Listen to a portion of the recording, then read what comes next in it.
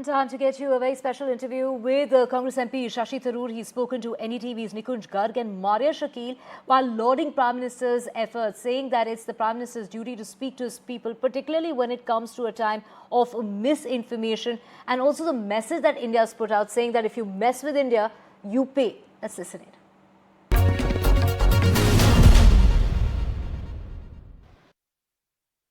Prime Minister Narendra Modi engaging with the nation through his address to the nation. Do you think it was needed? Yeah. And particularly at a time when there's a lot of misinformation and also some kind of narrative setting which is happening by the Pakistanis and the Western media? I think certainly it's always needed. I think it's a duty of a Prime Minister to speak to his people from time to time. He does this monthly broadcast on Man Ki Baat, but that's not really topical, urgent, critical stuff. It's more reflective in general. I think that actually coming on television, looking the nation square in the eye and talking about the big issues on the top of their minds is always important. Whether it was COVID, whether it's war, we needed him to do that, so I'm glad he did it. The question of the narrative, I don't think that he particularly addressed the other people's narrative at all. He talked about what we were trying to do, what we believe we've accomplished, and how determined we are in the future. That message is good. I don't think there was anything terribly new or surprising. Certainly people like us who've been following Indian policy have been saying more or less all of this. I was very pleased to see one of my lines that caught the attention of his speechwriters because he used it. When I said that the Prime Minister had said this is not an era of war, and I had added in my Indian Express article 2 weeks ago, but it is not an era of terrorism either. That line made it to the PM speech, so I felt chuffed about that. I mean, that's also a right message, right? But anyway, to cut a long story short, I will say that the PM should do this. He should do it every time there's a moment of crisis. But as far as the global narrative is concerned, there are people below his level who should be doing it. The global narrative is shaped by various factors. It is shaped by the interests and the self-interests of governments and by the interests and the proclivities of the media organizations.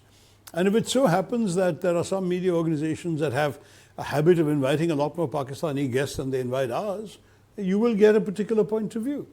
And at the same time, if there are media organizations that are willing to give us the time and space to be heard, we should leap onto those, because we cannot entirely rely on the fact that we've issued the right statements from here. Are people hearing them in their own countries, in their own languages, and their own TV stations? These are important issues. And do you think, Dr. Tharoor, that the way Prime Minister and his government handled this entire crisis, including the communication, I will not call narrative, which is increasingly becoming a much contested word, including the communication to the larger world and people, Indian people, that was largely in the right direction?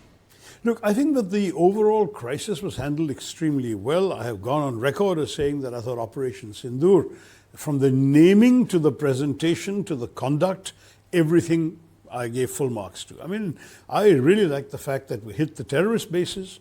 We did so at night when there were very few civilians likely to be wandering about, so no collateral damage. We were very precise in our targeting. I'm told we hit a specific building inside the LET compound. I like that. I thought that sending the message that, look, in Kargil, we never even crossed the LOC, even though it cost us lives. In Uri, we crossed the LOC. In Balakot, we crossed the international border.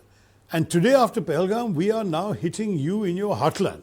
So be prepared that we are not prepared to take any more of this.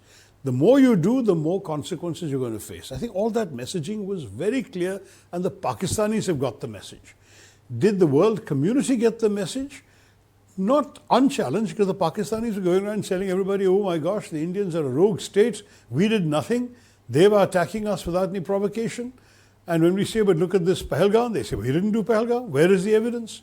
And indeed, many foreign interviewers are badgering us to say, where is your evidence? Where is your evidence?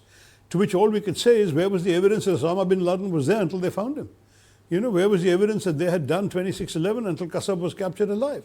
The problem is denial is the Pakistani modus operandi.